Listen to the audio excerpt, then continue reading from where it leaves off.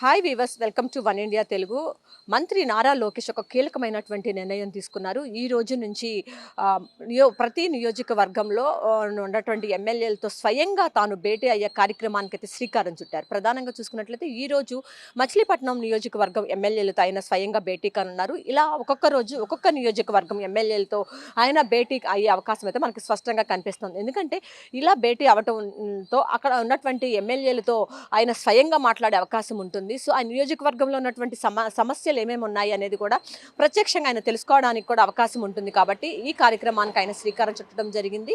ఈ రోజు నుంచి కూడా ప్రతిరోజు కూడా ప్రతి నియోజకవర్గంలో ఒక్కొక్క నియోజకవర్గంలో ఉన్నటువంటి ఎమ్మెల్యేలతో ఒక్కొక్క రోజు ఆయన భేటీ కానున్నారు. ప్రధానంగా ఈ రోజు అయితే మచిలీపట్నం నియోజకవర్గంలో ఉన్నటువంటి ఎమ్మెల్యేలందరితో కూడా ఈ రోజు డిన్నర్ కార్యక్రమంలో ఆయన పాల్గొనబోతూ ఉన్నారు.